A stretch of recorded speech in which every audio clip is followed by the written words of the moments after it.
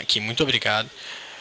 Dr. Rodolfo Gadia, que é oncologista clínico do Hospital do Câncer de Uberlândia e do Centro Oncológico do Triângulo, para falar sobre câncer, a vivência da espiritualidade no paciente oncológico. Seja bem-vindo, Dr. Rodolfo.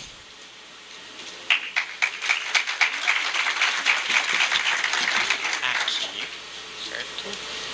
E aqui.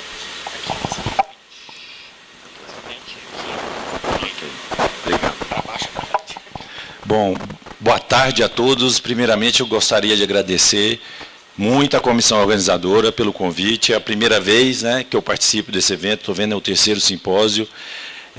Gratidão, ela já começa de tudo. Por quê? Porque é uma questão de elevar a vibração do pensamento, tentar sintonizar com informações extracientíficas, informações do alto, para a gente tentar aprender um pouquinho mais com o outro aqui. Isso é muito importante para que a gente tenha cada vez mais esse tipo de iniciativa. E, da minha parte, pedir desculpa porque no papel estava escrito um tema, né, ou um primeiro tema, e eu mudei, né, no título, porque eu aproveitei uma apresentação anterior, mas a gente chega num denominador comum. Tá? Vou falar a parte que... Opa, isso. O meu trabalho é um pouco mais árduo, né? Vendo essa fantástica apresentação do Dr. Carlos, é uma coisa impressionante mesmo, né? Da questão, né, molecular, de ir lá dentro, naquela interface, a genética mesmo, a gente tentando estabelecer o lado microscópico, onde encosta a questão espiritual e vai para o corpo físico. Então, eu vou passar um pouco mais para a parte clínica, né? Então, eu vou discutir um pouco mais da parte mais clínica, certo? Da minha vivência no consultório, no atendimento aqui aos pacientes do Hospital do Câncer, no consultório, e mais de observação, né? Então, a gente costuma dizer, né, que a ciência, a gente gera a hipótese, enquanto está na fase de hipótese, né, a gente observa e fala, será que vai funcionar? Será que não funciona mesmo? E tem que ter esse pessoal aí, investigador, que vai lá a fundo, pega essa hipótese e tenta testar, tenta reproduzir. Ciência é feita assim. Você pega a hipótese e tenta reproduzir no laboratório. Se isso for reproduzido em outros centros, tem uma comprovação científica. Então, esse pessoal também que está dentro dos laboratórios, nessa dificuldade toda de fomento aqui do nosso país, a gente tem que dar um reconhecimento para esse pessoal, porque não é fácil, e todas as dificuldades que é gerado, né, pelo trabalho científico e de conseguir pôr isso, né, em termos científicos, né, e dentro de uma metodologia exigida, né, que é muito rigorosa. Enfim, um resumo básico assim, do que é o câncer, né? Todo mundo já está muito mais acostumado a lidar com câncer, isso é bom também, entre aspas, porque o pessoal perdeu o meu medo, né, de falar de câncer, porque está muito mais comum. Antigamente, né, chegava, às vezes a gente atende pacientes que não, eu tenho aquela doença, né, tem até medo de comentar, é o estigma. Olha só como é que só de pensar na palavra e falar do câncer já abaixa a sintonia, a vibração, porque isso reflete a morte, e não é mais assim. Mas a questão é a gente tentar entender e enfrentar cada vez mais essa doença que, queira ou não queira, dependendo da situação, gera ainda muito sofrimento, muito flagelo. Um resumo básico, é um conjunto mais de 100 doenças, são doenças diferentes, cada um tem o seu câncer, isso é muito importante. A gente fala que o câncer põe tudo no mesmo, vamos dizer assim, numa classificação, mas cada câncer tem um comportamento diferente, cada câncer vai ter uma história natural diferente, isso dos vários órgãos onde é desenvolvido o câncer, e aí caminha para a individualização do tratamento do câncer daquela pessoa. Então já não existe mais o câncer de mama, existe o câncer de mama daquela paciente específico. Então, a gente está indo nas alterações moleculares, certo? E genéticas, do estudo genético de cada câncer para tentar tratar ali. Vai muito de encontro à palestra do Dr. Carlos. Tá? Então, é um crescimento desordenado, invade tecido, tudo de agressão, espalha para os outros órgãos, tende a ser agressivo, incontrolável, nessa hora aí é muito difícil a situação, forma tumores ou neoplasias malignas, porque a grande diferença do neoplasia benigna e maligna, isso é bem básico mesmo, é porque o tumor benigno, ele é um crescimento celular, mas ele é organizado, é uma célula que respeita os seus vizinhos, respeita os seus limites. O câncer não. O câncer ele adquire certas mutações, tá? E que vai tornar ele um pouco mais, vamos dizer assim, forte. Só que, entre aspas, a questão é que ele perde o controle, ele perde a harmonia de viver ali no fígado. O que determina uma célula, desde a sua fase embriológica, a ser com o mesmo mapeamento genético, isso é muito importante, né? Nós temos todos o mesmo código genético. Mas o que determina aquela célula falar, vai lá, vire um fígado, trabalhe bem como um fígado e respeite suas vizinhas como um fígado. Porque no fígado não vai ter só o hepatócito, vão ter várias outras células. Olha a complexidade do processo. O que determina isso? É um acúmulo de mutações que dá uma perda desse equilíbrio. Ela perde a sua orientação espacial, ela perde a sua programação de funcionalidade e, ao mesmo tempo, ela começa a agredir a estrutura vizinha, mas depois ela se agride. Por quê? Porque o câncer é muito inteligente, dá voltas e engana a inteligência humana, uma célula, né, que vai crescendo e pode derrubar a gente, muitas vezes derruba, e a gente correndo, gastando milhões na indústria, gastando milhões para tentar achar a famosa cura do câncer.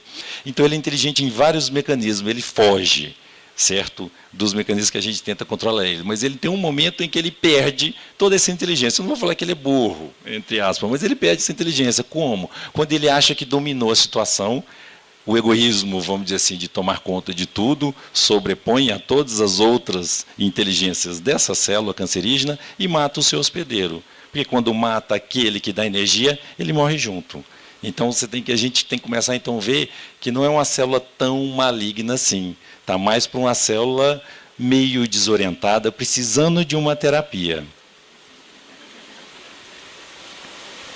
Os fatores de risco, isso também é só uma repetição, mas isso é muito importante pegar também, porque quase 80% dos tumores a gente vai atrás, e são de hábitos, maus hábitos de vida.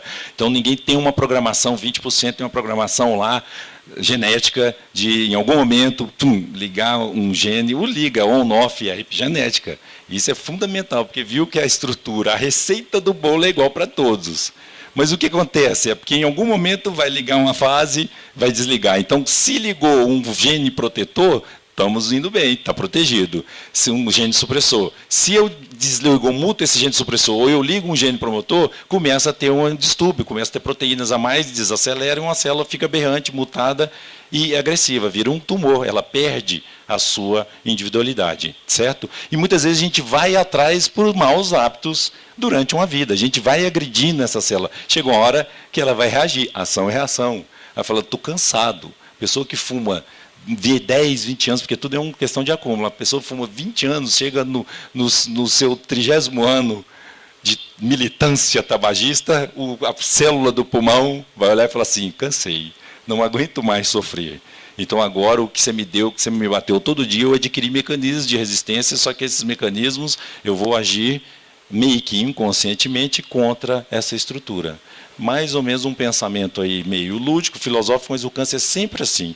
Muitas vezes a gente vai atrás do câncer. Então, o câncer é kármico, ele está na codificação genética, em algumas situações sim, mas isso é de outras vidas. Aí a gente passa para a estrutura espiritual, a discussão de estrutura espiritual. Mas muitas vezes esse karma é procurado nessa própria vida. Karma é ação. Não tem que aceitar tudo que vem lá de trás. Karma, eu adquiro um karma todos os dias. Eu posso sair daqui agora, acelerar meu carro ali na ponte, cair da ponte e morrer. Era meu karma? Não, eu adquiri isso agora. É ação, e tudo é consequência da minha livre escolha, meu livre-arbítrio.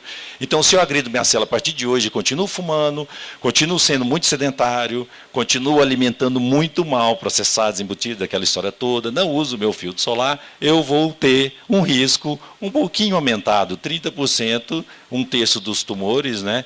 Não precisava existir na Terra, tudo vem por conta do cigarro. E vários outros por conta de maus hábitos. Então, é essa questão toda aqui resumida.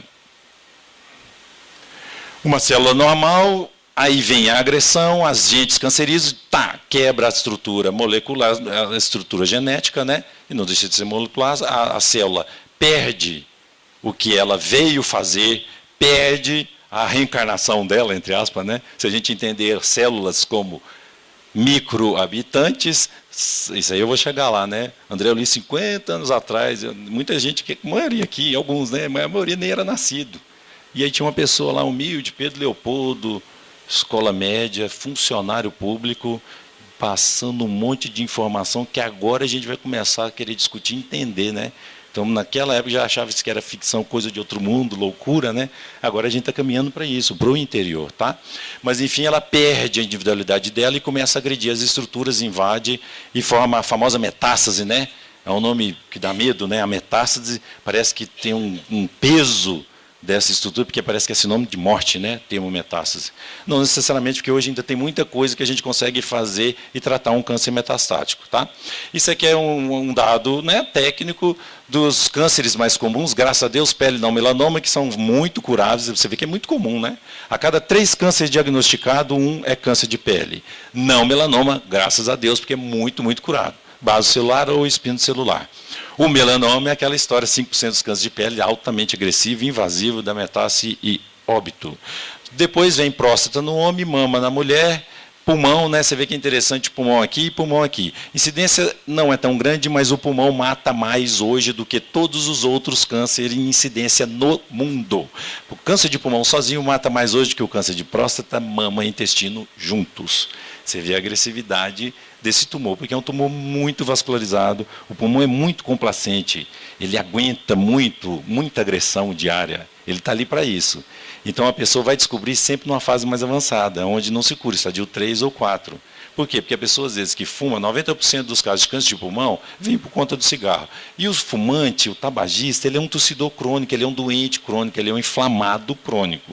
Então ele tosse uma vida inteira e nunca deu importância. Eu estou fumando, olha que coisa interessante, né? Ele fuma e sabe que está doente, mas ele gosta. E eu vou fumando. Mas, de repente, ele começa a alterar o padrão de tosse, dói um pouquinho e escarra sangue. Aí ele fala, nossa, eu não vou parar de fumar, mas eu vou no médico. Aí ele vai lá para investigar o que aconteceu, de repente, aí sim, o tumor já está lá há muito tempo, mas ele só vai ficar atento quando aquela alteração, aquele sintoma, já demonstra uma lesão mais avançada. Aí não tem como curar. Por isso que ele é tão mortal. Vou passar bem rápido mesmo a questão como é que está a evolução da Terra. Terra, se bem que é tudo matéria, né? Se a gente falar em elemento espiritual, uma coisa que a gente não define o que é, está lá, né? O universo, 3 coisas simples, é muito simples, né? Tríade, lá no Universal. 3 coisas e não mais do que isso.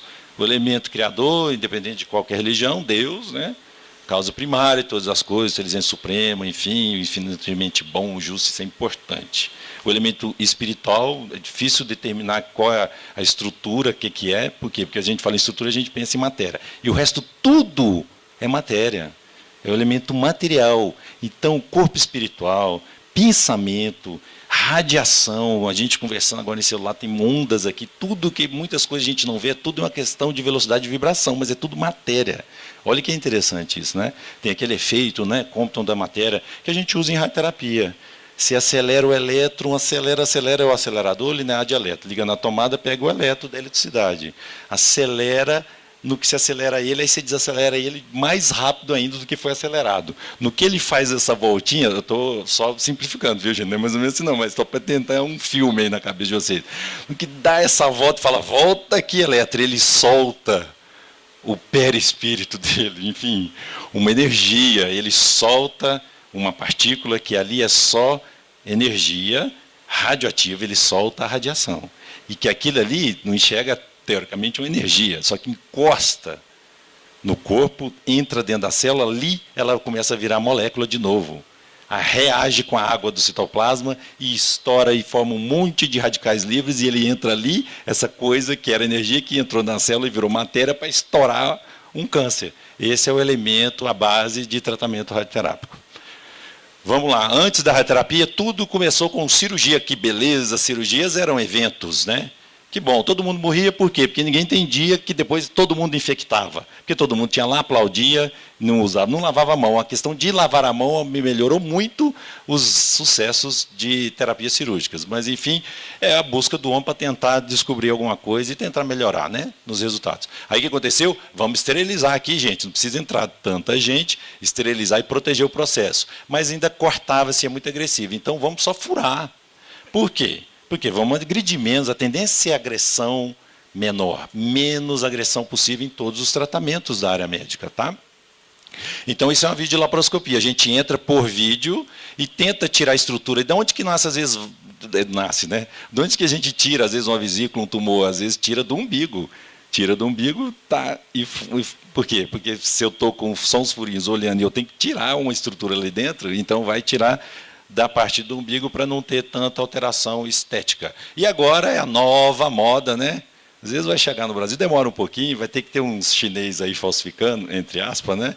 Mas é a terapia robótica, né? Muito, muito caro, poucos centros no Brasil, mas isso está muito em voga, operar câncer de reto, câncer de próstata, muitos tumores operando por robô. Olha que legal, olha onde foi o cirurgião. O cirurgião está aqui, com a visão amplificada e brincando de videogame. E o robô entra lá dentro e opera por ele. Com resultados assim muito, muito bons. Tá? Proibitivo ainda no nosso país por conta de preço. Mas é feito ainda em alguns centros, né? Sírio, Einstein, certo? Tem esses centros de terapia robótica. Tá? Radioterapia, evolução da radioterapia. Olha como é que era feito. Grandes nomes, né? Os casal Merri Curie, que deram a vida. Tiveram câncer, porque eles estavam lá brincando com elementos que soltavam radiação e falando, nossa, que beleza. E eles ficavam dentro do laboratório, aí, ó, são dedicados, são, acho que, espíritos missionários, aqueles que vêm para entrar no laboratório e ficar com aquela pulga atrás da orelha, para mim, já é uma codificação genética desse espírito, a epigenética dele sempre está ligando um gene questionador. E fala, eu tenho que fazer isso, é uma coisa que eu quero tentar achar uma resposta. E muita gente fez isso. Doou até a vida, por quê? Porque desenvolveu, né, neoplasias, tiveram câncer por conta do tratamento. Isso era o cobalto, que é um elemento radioativo que ficava aqui, abria, soltava radiação, aí viu que, bom, a gente mexer com isso é muito difícil, tem um decaimento, a questão da manutenção é tudo mais antigo, não tem jeito. E no Brasil ainda tem algumas máquinas, mas a tendência é trocar tudo por acelerador linear, que é o quê? Usar a eletricidade mesmo, a elétrons que eu falei, que aí libera a radiação e trata a pessoa. E aí tem que marcar para tentar usar ali, onde estava o tumor ou ainda está. Porque às vezes tem tumores muito grandes que não dá para operar. Então vamos tentar jogar a radioterapia para diminuir, e hoje usa a quimioterapia junto para aumentar a força da radioterapia. A evolução nos planejamentos é muito importante, porque entra o computador para ajudar a gente nisso, certo? Então, como o robô está lá, com um movimento milimétrico para evitar algum risco de sangramento, ele é uma máquina, mas sempre tem que ter o homem para operar. Não tem como, existe, a nossa inteligência usa da máquina para nos ajudar. Então está aqui o computador ajudando na evolução do tratamento. Tá?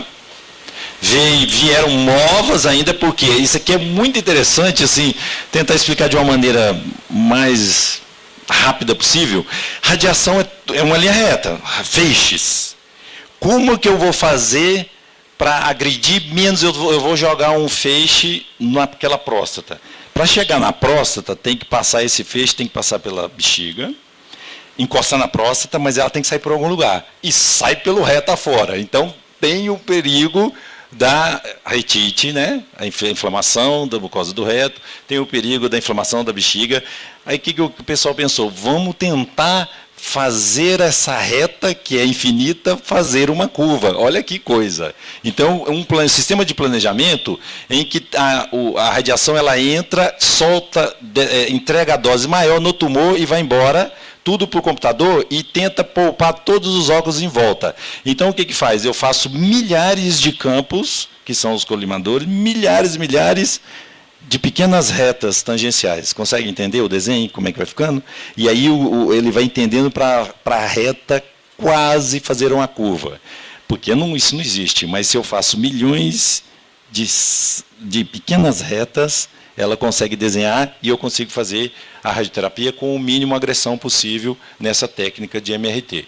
Tem radiocirurgia, que é quase que brincar de guerra nas estrelas, né? Eu costumo falar assim, concentra todos os raios. Isso aqui tem que deixar o paciente aqui, chumba um pouquinho na calota craniana para deixar ele bem quietinho, não pode mexer milimetricamente, não pode mexer porque a dose de radiação é altíssima e tem que passar e deixar só ali onde está o tumor. Faz muita radiocirurgia no cérebro, né, em algumas lesões pontuais onde tem pouca movimentação. Tá? Então, você concentra e opera com carga de radiação. Por isso chama radiocirurgia. Não precisa abrir a cabeça e ir lá e tirar o tumor. Eu consigo concentrar todos os raios ali e aumentar a radiação ali e dar uma necrose muito grande com bons resultados. Quimioterapia, entrou remédios na veia para tratar agora as células. O que acontece? A quimioterapia, ela entrou no corpo, ela vai atrás de alguma célula que está crescendo um pouco mais do que o normal. Eu costumo dizer que os quimioterápicos mais clássicos, eles não são tão inteligentes, eles entram e tudo que está crescendo, está acelerando, e a célula que está no ciclo celular, ela ciclou, porque a célula tem uma programação. Ela está aqui, certo? Aí ela vai, ela está numa fase de repouso dela, tá? E aí, de repente, ativa um mecanismo que ela vai fazer o ciclo celular, e parte desse ciclo é a mitose. Todo o ciclo celular, ela vai abrir certos calcanhares de Aquiles, vai abrir facilitadores para os remédios quimioterápicos entrarem. Então, ele entra no corpo e tudo que está crescendo aceleradamente, ele acha, aquilo é câncer, porque está crescendo um pouco mais rápido que o normal, então eu vou matar aquilo ali. Por isso que cai o cabelo. Por isso que os efeitos colaterais mais comuns aos quimioterápicos clássicos são muito iguais. Por quê? O que está crescendo sempre de maneira contínua e um pouco acelerado no nosso corpo? O folículo piloso, o pelo, às vezes a unha, racha a unha, mucosas, a gente está trocando as mucosas, as células sanguíneas. Então, tudo que está crescendo um pouquinho mais acelerado, ele acha que é câncer também, e dão os efeitos colaterais. Por isso que a gente não faz quimioterapia e a pessoa anda e cai. Não quebra um osso, porque o osso é uma célula que multiplica de maneira muito mais lenta do que um linfócito, do que um neutrófilo, né? E para isso vai na célula muscular, enfim. É a explicação dos efeitos colaterais. Qual é o grande problema da quimioterapia? O problema é que mata sempre uma parte do tumor. A outra parte, muitas vezes ela já nasce, aquele tumor já vem com um plano, igual do Cebolinha, né? O meu plano infalível. E aquele plano, às vezes, é infalível, porque muitas células, elas já nascem resistentes, naturalmente, antes até de começar a tratar. Outras vão aprendendo a adquirir mecanismos de resistências e elas vão dando informação e falam, núcleo, muda essa parte do plano, que ali me mataram uma turma ali do nosso exército. Vamos trabalhando, é a pressão, é a resistência, certo? O mecanismo de pressão do tratamento, ela vai adquirindo resistência, igual acontece muitas vezes com bactérias. Só que o problema do tumor é uma coisa que vem da gente, é uma inteligência nossa, olha que interessante, né? E é isso, muitas vezes, certas células já têm todo um mecanismo de resistência que não adianta fazer nada de quimioterapia, e aí ela mata uma grande população e sobra as resistentes. Aí a resistente cresce, aí eu troco o remédio, sobra uma, e aí sempre até chegar numa fase em que eu usei todas as minhas linhas, o meu arsenal de quimioterapia, e o núcleo, e a parte do tumor que sobrou ali, é todo resistente. Aí é a fase em que não tem mais o que fazer, a gente entra na parte de paliativo. Tá? E o que é isso aqui? Para tratar principalmente câncer de próstata e de mama, tumores hormonais. Existem alimentos que a gente produz para o nosso tumor. Olha só, que interessante, né? O estrogênio alimenta muito o tumor de mama, testosterona alimenta muito os tumores de próstata. Ao invés de eu jogar remédio, aquela coisa, estourar a célula, agressão, quimioterapia clássica, ir lá, entrar no ciclo celular, matar ela, eu vou olhar e vou matar ela de fome. Eu não vou agredir ela. Então, são tratamentos menos agressivos, que são o que a gente fala de hormonioterapia. Eu vou secar, né, eu brinco, né? Secar a produção hormonal de um homem, castrar ele de maneira química ou cirúrgica, e eu vou usar medicações também que vai bloquear a produção hormonal na mulher ou a entrada do hormônio nessa célula, matar ele de fome, literalmente, com muito bons resultados. Só que a célula aprende a alimentar de batata. Ela comia arroz e feijão, e eu parei de dar arroz e feijão. Ela vai aprender a comer batata. E aí vai aprendendo e ela vai mudando o seu cardápio e a gente sempre correndo atrás e tentando entender esse mecanismo, certo? Até ela ficar mais resistente. Outra fonte, que isso aí é uns 8 anos atrás, é aquela história, né? Achamos a cura do câncer, saiu em todas as revistas, foi uma coisa de louco, porque é engraçado que o câncer, ele está aí para enfrentar a gente, ele está aí para mostrar, muitas vezes, a nossa limitação, de olhar e falar assim, vocês são inteligentes? Então, corre atrás, porque vocês acham que vocês conhecem muito do corpo de vocês mesmo? Porque nós somos só depositários fiéis disso aqui, está todo mundo aqui de passagem. A única 100% de certeza que eu tenho porque na medicina, né, a gente sempre no consultório, o paciente chega e fala, você me dá 100%, doutor? Não, opa, peraí, impossível, né? Você me dá 100% que eu vou ficar curado disso, ou essa cirurgia vai dar 100%? Isso não existe. Tudo é uma questão de fazer e ver os melhores resultados, os riscos, os efeitos colaterais, enfim. 100% de certeza é a única que eu dou, não preciso falar em consultório e não precisa ser para um paciente, para todos, é a morte. É a passagem, certo? E não quero jogar praga em ninguém aqui, não. Estou falando uma coisa mais natural do mundo.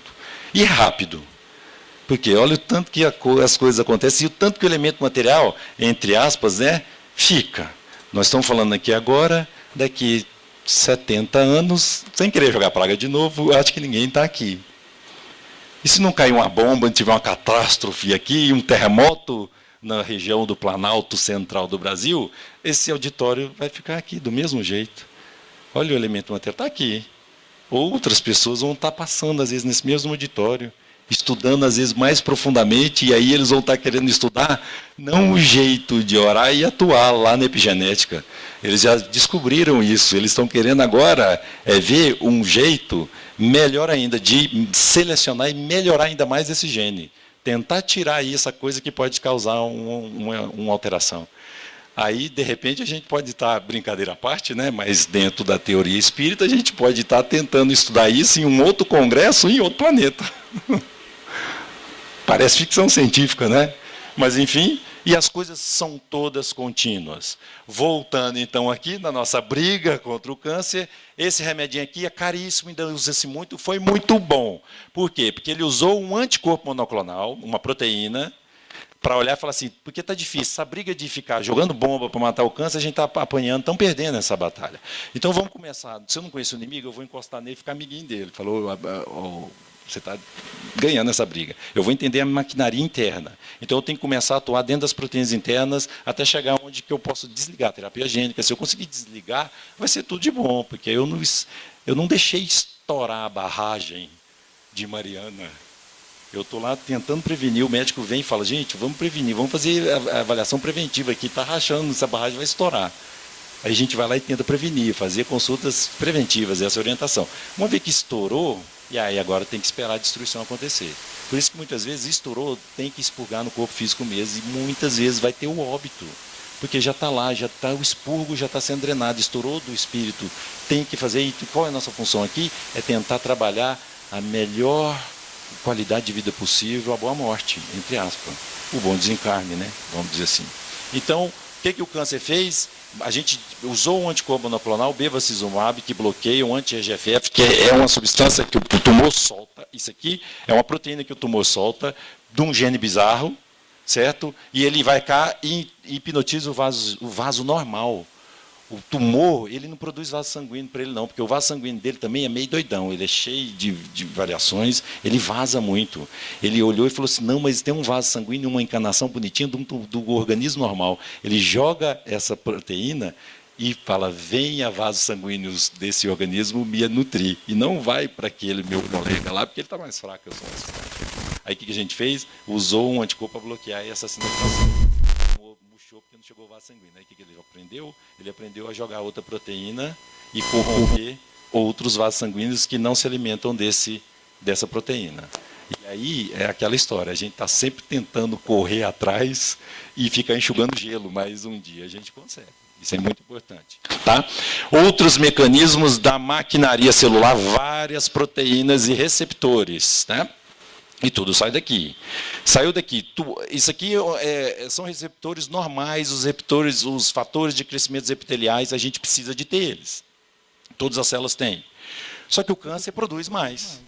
Então, tudo que é demais é o excesso, né? Ela perdeu o equilíbrio, perdeu, né, aquela parte. Ela produz muita coisa. E aí, o que a gente fez? Então, vamos começar a bloquear o que está de excesso. Aí, o que aconteceu? A gente bloqueia, mata o tumor em algumas partes, e aí ela produz outras, ou o receptor fica mutado.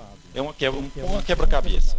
Eu tenho uma peça, aí o estuda, gasta-se alguns bilhões de dólares, e eu descobri o anticorpo para encaixar nessa, igualzinho, nessa peça do quebra-cabeça.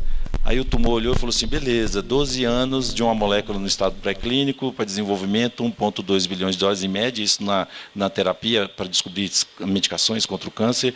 Aí ele olhou e falou, bom, você descobriu fechar esse quebra-cabeça. Eu vou produzir o mesmo receptor, só que eu vou mudar a forma. São receptores mutados e aí a gente vai correr tudo atrás de novo. Não podemos desistir. Isso aqui é o futuro, que é a última moda, vamos dizer assim. Essa sim, que eles viram que, vamos então fazer o seguinte, tem uma hora em que o câncer ele cresce numa fase inicial, produz um monte de proteína que às vezes a gente fala não self, não é nossa, porque ele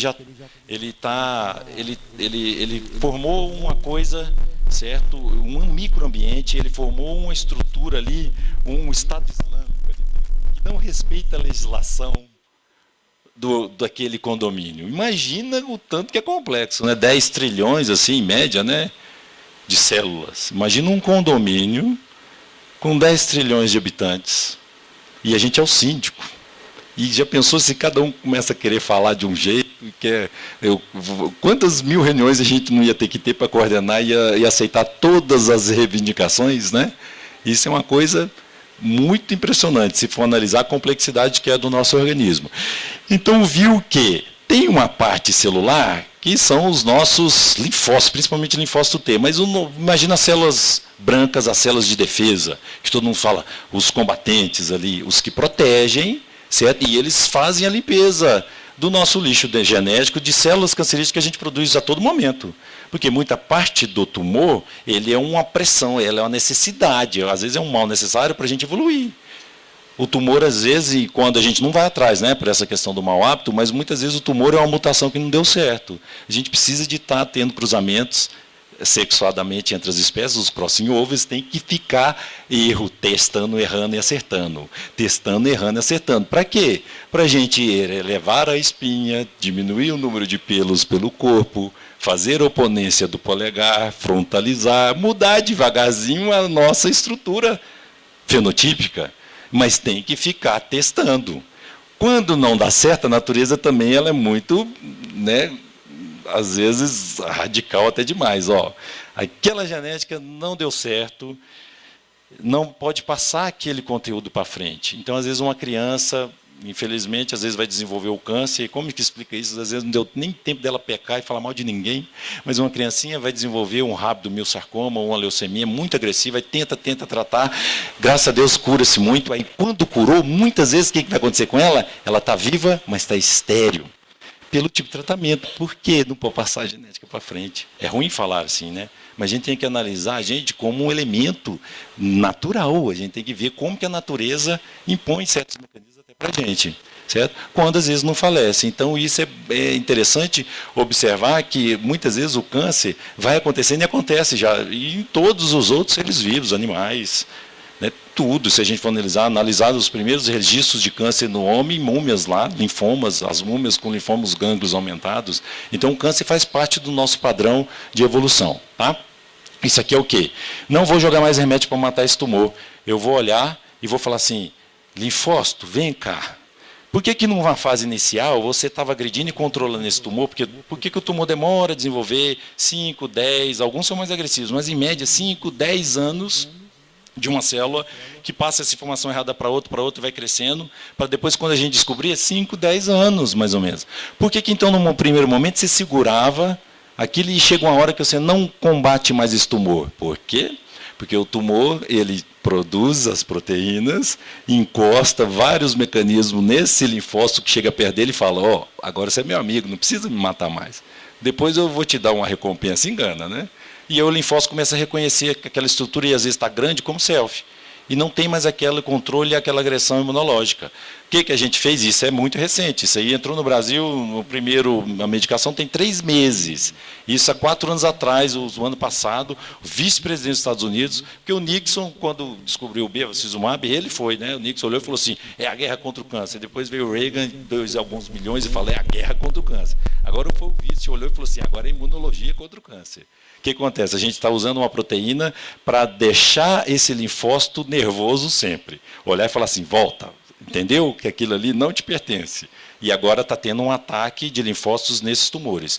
E, infelizmente, não é todo mundo que responde. Em média, os trabalhos clínicos é 30%, 32% de resposta. Mas naqueles que respondem, estão com câncer de pulmão metastático, melanoma, com 2, 3 anos vivos e com a doença controlada. Parece que está entrando num acordo. É interessante isso, né? Vamos ver onde que vai caminhar nos resultados mais tardios. Isso aqui eu já falei. Como nasce um medicamento de 10 mil mais ou menos moléculas e sai de tudo quanto é lugar que você possa imaginar. Doxorubicina é de uma bactéria da terra, sai citalabina sai de uma proteína de um seleno enterado, taxanes sai da casca da árvore, o teixos, que tem parte na costa oeste americana e outros na Ásia. E aí eles olharam, e os pesquisadores são muito interessantes, eles olham e falam, estamos testando uma droga, por exemplo, da carbazina é uma droga que era testada inicialmente antidepressiva, mas começou a dar efeitos colaterais, aplasia de medula e matando. Tudo que testa para uma coisa e começa a matar, vamos separar essa molécula e pode virar a gente para matar o câncer. Por quê? Porque o antineoplásico, eu costumo dizer, dá combate em escorpião, não é qualquer veneno, né? Você vê que você chama o detetizador, o Mortal Kombat, morre as formigas, as baratas, vai morrendo tudo em casa, e às vezes o escorpião fica lá. Por quê? Porque o limite tóxico e o limite terapêutico é o limiar ali. E o problema é esse, porque aí o câncer adquire uma resistência e o paciente vai ficando também cansado. E aí eu não consigo mais dar uma dose para que eu consiga matar o câncer, eu não posso matar o cliente. Entre aspas, brincadeira à parte, é isso que acontece. Então eu vou usar um remédio em que o tumor está mais resistente e o próprio paciente não aguenta mais. Isso eram as pesquisas antigas, tá? Porque a tendência hoje é só tentar desligar a maquinaria celular, tá? Então o caminho é esse, ó. Quase 12, 13 anos, o dinheiro não falou aqui, mas de cada 10 mil, uma vira. Por isso que é tão caro um medicamento oncológico, porque tem que ter o círculo virtuoso, eu costumo dizer, porque no capitalismo tem que ter a ação e reação também, né? A indústria investe bilhões para tentar ter um remédio para que funcione, por quê? Aí ela tem que pôr aquele preço, não tem como, aí ela tem leis de patentes em cada país, para quê? Para reverter aquele investimento, parte dela é lógico, é o lucro que ela pensa, mas a outra parte ela já fomenta várias outras pesquisas, e assim caminha a inteligência e a tentativa de tentar achar remédios físicos, porque agora a gente pula, você vê que eu enrolei um monte só para falar da coisa material, né? Porque a gente parece ter um controle melhor. Então agora é rapidinho, que aí eu vou tentar falar da parte espiritual, né? Porque isso aí é uma coisa engraçada, é muito individual. Cada um tem uma percepção. Estudo espiritual é muito interessante, né? Porque você pega um livro, aí você lê aquele livro, dependendo de como que você está naquele dia, você entende uma coisa. Você pega o mesmo livro, você lê o mesmo parágrafo, você fala, o que é isso aí? Olha outra informação, aí você lê, você pega informações, é impressionante isso, porque vai muito, o conhecimento espiritual vai muito também da sintonia, como que a gente está, da abertura, é igual para receber o passe, né? Dá o passe na mosquinha, às vezes a mosquinha fala, eu quero receber, pode ser que não receba, eu não tenho maquinaria cerebral, as anteninhas cerebrais, a pineal aí, ó, muda aí, ó, é a frequência.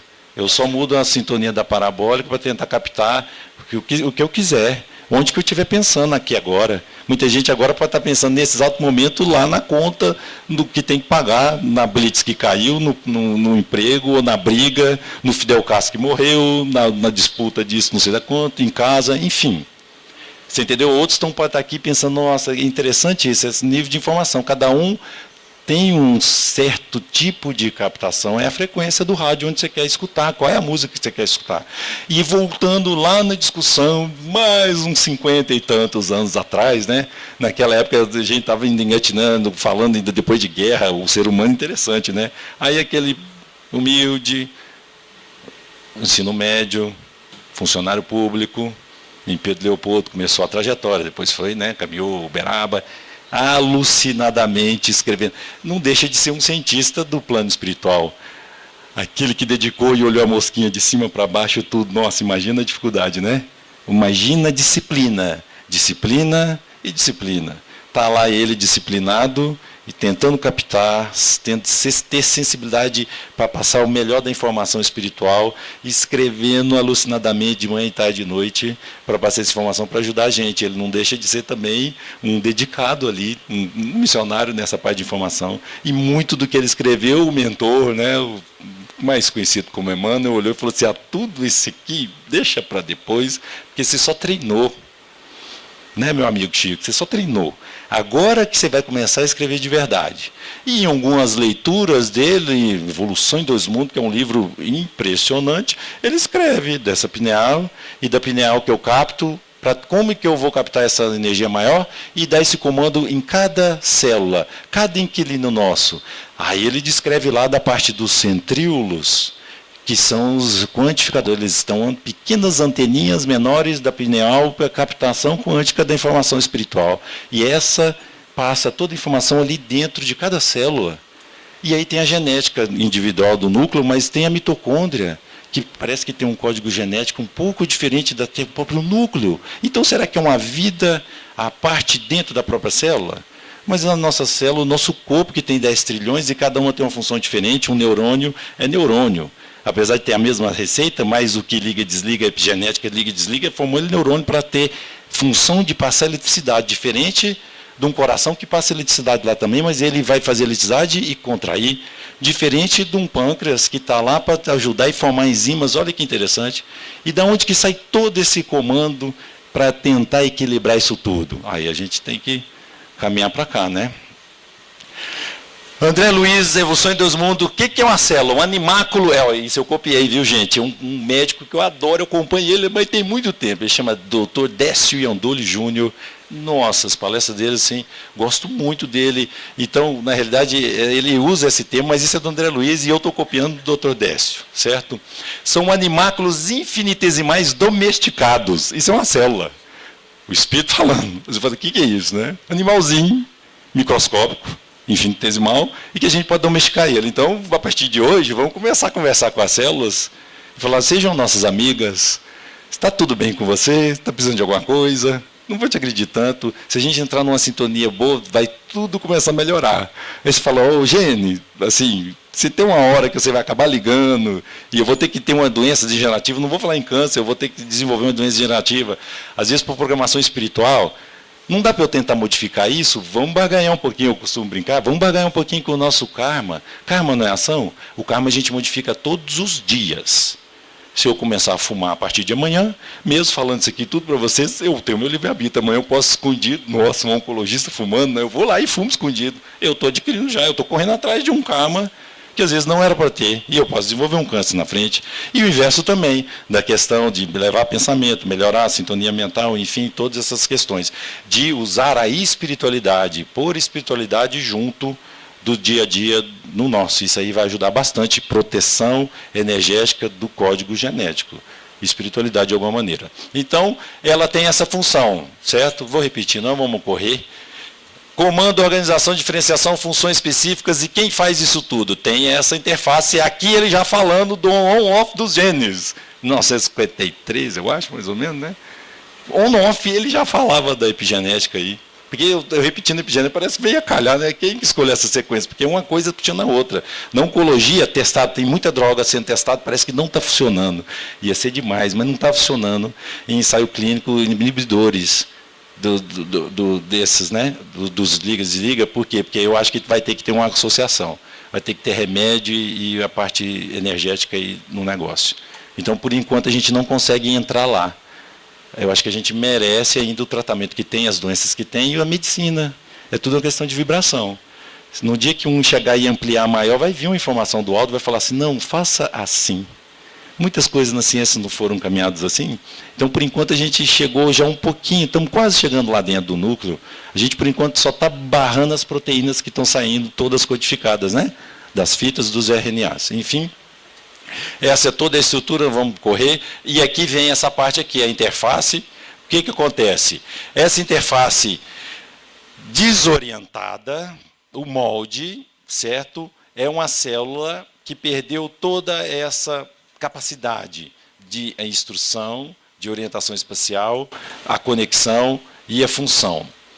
Como é que isso funciona?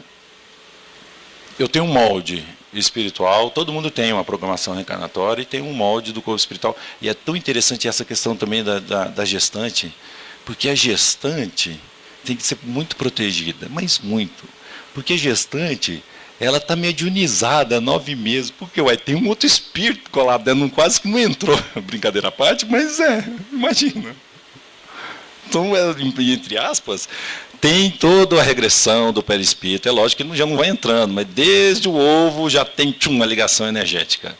E vai caminhando devagarzinho. Então vai tendo um acoplamento lento de 2 organizações espirituais. Quando são gêmeos, trigêmeos, imagina, né? Ah, que coisa, né? Certo?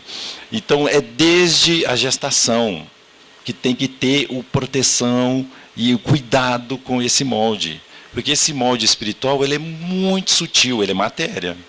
Só que ela é quintessência da matéria. Aí o que é isso? A gente sempre vai atrás adicionar para entender que quintessência da matéria. Aí eu imaginei assim, é uma matéria, que eles falam que interessante, qual é o elemento? Porque tem a tabela periódica. Isso aí lá os espíritos falam, não, tem essa tabela periódica que vocês entendem hoje. Imagina 2, 3, 4, sei lá, 10 vezes a tabela periódica de outros elementos que a gente não conhece. A gente está descobrindo grilinho ainda escondido no meio ambiente. Até hoje, a gente codifica espécie. Imagina elemento molecular químico, né? Mas, enfim, é uma estrutura que a gente ainda não tem essa concepção, mas é só imaginar que é uma velocidade de vibração acima da luz, é o que eles falam. Então, a matéria é a luz aglutinada, passou acima de vibração, aí é aquele elemento material, mas é que está numa forma de muita sutileza. Então imagina o tanto que ele não sofre modificações sutis a todo momento. Desde uma agressão de um mau hábito é uma agressão mental. Então a gente sempre tem que tomar, por isso que fala, cuidado com os pensamentos. O pecado pelo pensamento, a gente já imagina, nossa, se alguém lê meu pensamento, saber o que eu estou pensando agora, a gente fica com medo disso, porque a gente sempre interpreta e joga para a parte do nosso dia a dia da matéria. Mas esse pecado pelo pensamento é cuidado com o que você pensa, porque você está destruindo a você mesmo. Você está sujando seu corpo espiritual. Inconscientemente a gente trabalha o dia inteiro, aí você chega, você está lá no consultório, né, hospital, operando.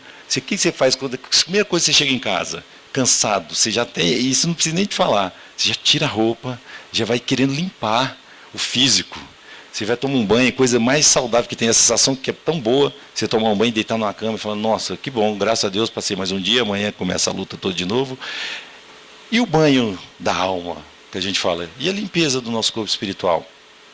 Qual é a frequência que a gente está higienizando esse molde? Isso é muito interessante. A gente limpa, higieniza, escova os dentes, lava o corpo físico e usa roupas limpas. E a nossa vestimenta é o que está por detrás disso, é o início de tudo. Será que a gente está esquecendo disso? Muitas vezes a gente esquece. E fala de várias outras coisas, e muito pouco tempo durante a semana a gente tira para falar de coisa espiritual. Aí precisa, às vezes, ter reunião assim, ter um grupo, tudo. Isso é que é bom, mas que seja. Eu vou lá, porque aí lá está disciplinado, tem aquela hora eu tenho que ir lá para ir lá e discutir e estudar. Que bom. Pelo menos ali é a hora que a gente está alimentando um pouco o espírito, nem só de pão. Do café da manhã vive o homem, né? Então ali a gente também limpa o nosso corpo espiritual, dá o banho na alma. Por quê? Porque senão vai aglutinando tanto de pensamento, intriga, baixas vibrações, inveja, aí vai entrando, né? Todas aquelas mazelas, pensamentos em energia ruim, isso, aquilo vai impregnando, vai formando o cascão no perispírito. Ele vai sujando, vai ficando impregnado. Chega uma hora que ele sujou tanto e a gente não tem esse mecanismo de fazer essa higiene, aí a gente vai o quê? Começa a ter sensações físicas. Aquilo começa a dar um pouco, drenando no corpo físico. E começa a ter sinais. Primeiro dispepsias, alterações funcionais. Depois das alterações funcionais, começa a ter alterações estruturais. Aí o que eu faço? Ao invés de eu pensar e tentar trabalhar isso, tomando um passe, conversando de coisas melhores dentro de casa, enfim, alguma outra coisa assim, o que vai acontecendo? Eu corro no médico. Aí eu falo um monte de coisa lá que o médico às vezes nem vai conseguir entender, e eu vou correndo no médico para ele tentar me ajudar uma coisa que está lá no meu espírito. Isso é que está acontecendo. E é o ciclo de muitas doenças. A gente hoje, o médico hoje, ele trata o doente. Está difícil, a gente está só trabalhando na consequência.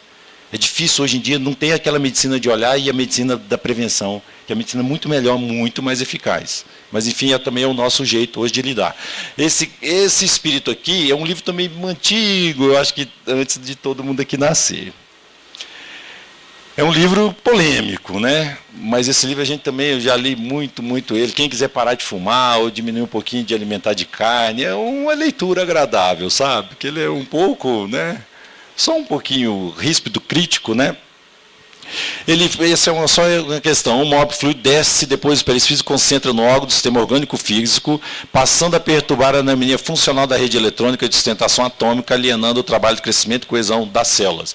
Isso aqui que ele deu o conceito de câncer espiritual. Correndo aqui. Aí aqui vem os nossos corpos, né? Tem a parte do pretérito, que é a casquinha ali do perispírito, né? O corpo espiritual é dividido em várias partes. E aí tem aquela parte mais material, que está mais pertinho do corpo físico, chama do pretérito, onde estão os chakras, e onde tem todas as drenagens, os naridis e os meridianos de acupuntura, porque tem que ter toda essa ligação célula espiritual à célula física. Isso está todo no livro, né? A referência à Fisiologia Transdimensional, do Dr. Décio, que é um livro também muito bom, e ele cita muito estudo científico, muito interessante, certo? Esse aqui é o clássico, né, de toda a estrutura, e esse aqui é toda a historinha que eu contei. É interessante, é um livro fantástico. Ele é um médico radicado, nascido em Nova Delhi, radicado lá em Colômbia, Estados Unidos, Dr. Cid, que eles chamam. É um livro muito bom, 588 páginas. Quem não quiser ler, parece que está saindo um documentário, pode esperar o filme, mas ele comenta o romance de uma maneira muito inteligente, romanceado toda a história da briga do homem contra o câncer. Um título de um livro não é espírita, é literatura, né? Mais básica, mas com a linguagem leita, né? A história do câncer, o imperador de todos os males, né? Olha só, dá até um certo medo. Enfim, essa é a história. Vamos não fumar, vacinar contra o HPV os adolescentes para prevenir, porque tem certas estruturas, vírus aí que entram e alteram a nossa genética, tá? Preservativo, proteção sexual, proteger do sol, beber com moderação. Isso aqui é o grosso, olha só. Olha esse tanto que é fácil. Custa quase nada isso aqui, né? Vacina ainda está barato, está na rede pública já. Tanto que é mais fácil do que o cara ter um câncer lá e eu ter que fazer um remédio de 15 mil reais por mês. E ter toda essa dificuldade, e ele vai querer tomar porque ele quer viver um pouco a mais, porque às vezes eu vou fazer esse remédio, um bloqueador de vasos sanguíneos, que eu só vou aumentar o tempo de vida dele. Ele não vai curar, mas ele vai ficar alucinado porque ele quer viver um pouco a mais. Se ele já poderia ter evitado isso tudo de acontecer. Aí vem as partes bem mais, né, raras. Olha a alimentação, o peso aqui da alimentação. Então vamos tirar isso aqui, difícil, história de refrigerante, fast food, tudo, porque é tudo muito rápido, tudo que é industrializado, química demais. A história da carne é a carne processada. Carne processada é aquela carne que tem química nela. Eu pego uma carne natural, tá certo, né? Matar os animaizinhos inferiores, né? Vamos repensar nisso.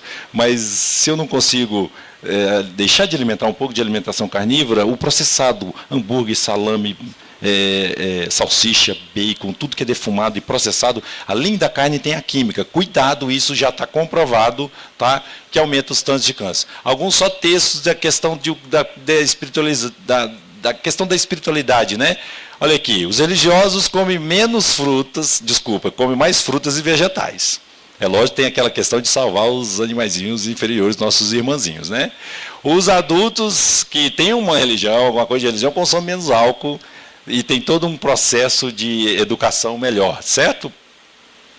Uma coisa interessante aqui, ó. 43% estão muito felizes porque eles fazem terapia de grupo. Porque já fizeram um acompanhamento na Universidade de Duke, assim. Pacientes que têm uma religiosidade, uma espiritualidade, eles vivem mais. Mas por quê? É lógico que eles vão viver mais, porque ali ele entrou, todo mundo fala na cabeça dele, para de fumar, vai viver melhor. Ele começa a viver melhor e ele vai ter menos doença. Só que não é só isso. Ele só não muda o hábito de vida dele, mas ele tem uma proteção mental mais forte, certo? Ele tem uma estrutura, e ele se organiza espiritualmente com essa proteção mental mais forte. E aí ele tem um bloqueio, uma proteção energética do código genético dele. Então, muitas doenças que às vezes ele poderia ter, ele vai evitar de ter. Só que, até chegar lá, muita gente já está estudando e está conseguindo observar isso. Porque isso é só ver alterações de comportamentos, né? Quem considera a questão do matrimônio, né? 42% mais felizes. Religiosos são 2 a 3 vezes mais propensos a aumentar a atividade de vida pública. É lógico, todo mundo quer se ajudar, tá? Essa coisa aqui também, não. Isso aqui é quando adoece, todo mundo procura alguma coisa de Deus. É a história da medicina integrativa, né? Medicina integrativa hoje é o quê? É juntar todos os elementos. Hoje eu tenho o médico que vai lá, só que só o médico sozinho, remédio, e falar é assim, pronto, tome de 8 horas e vai embora para casa, acabou. Isso não, só isso não funciona mais. Então eu tenho que juntar, tem que pegar isso, estimular o quê? O psicológico dele, então tem que ser multidisciplinar o negócio. Tentar estimular, fazer uma terapia que seja, e pôr ele para ver como é que ele está, ele com o Deus dele. Já viu que isso é muito importante, porque ele adere mais ao tratamento. E os linfócitos deles vão trabalhar de maneira mais organizada, porque tem os estudos lá do passe, mas são de religiosas. Fleirinha americana não acredita muito em espírito. Não é que não acredita em espírito, não sei o que acontece, mas não entra, não tem muita entrada do espiritismo kardecista lá. Então eles fazem pesquisas em budistas, ou o pessoal que reza muito, e dão umas fleirinhas lá enclausuladas, que fizeram um teste delas orando no tubo de ensaio, e viu que os linfócitos as fleirinhas que oravam, eles trabalhavam de maneira mais organizada. Eles vinham e tinham uma função mais equilibrada e melhor. É onde pode chegar a imunoterapia, que é um novo tratamento que, se eu dou um remédio, solto o linfócito para matar o câncer, quem me garante que não posso melhorar? Eu dou o remédio e falo, reza, concentra e fala, linfócito, vai só lá onde está meu câncer. Mentalmente. Não desvia a rota não, porque um dos problemas do efeito colateral desse novo tratamento é ele ir lá matar o câncer na mama, mas ele desviou a rota e foi no pulmão, e ele olha e fala, eu acho que tem um câncer aqui. Ele errou e ele começa a dar pneumonite. Tem muitos casos de óbito.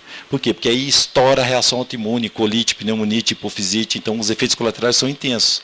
Porque eu tento matar uma doença e vou gerar várias outras doenças autoimunes, aí os reumatologistas vão ter que ajudar a gente. Tratamento para isso, é isso aí, ó, não tem segredo não. Cultivar bons pensamentos, atos, sentimentos, libertando, devagarzinho vai limpando. Aí, então, cadê o compêndio de medicina para fazer isso aqui? Ah, está meio difícil, então pega o Evangelho, lê em casa, aquela história toda ali, tem lições diárias. Isso aqui é fácil também de ler, praticar é muito, muito difícil. Eu acho que é a mesma coisa de olhar e falar assim, para de fumar, então, vai trabalhar mais o Evangelho nessa vida, é muito difícil, mas a gente tem que tentar todos os dias. É isso aí para dar luz. Orou, tchum, liga luz. Genética com luz, melhora a energia, tudo que vai expressar depois vai ser tudo melhor. Até nossas proteínas, a gente pode até ficar, eu brinco, né, ficar mais iluminado. O corpo espiritual não vai iluminando, a gente vai desmaterializando, vai iluminando, vai quintessenciando a genética, eu vou desmaterializando, vou ficando mais bonito, entre aspas, né, porque a beleza é o parâmetro de hoje, né. Amor, paz, saúde para todo mundo. Desculpa aí ter passado o tempo.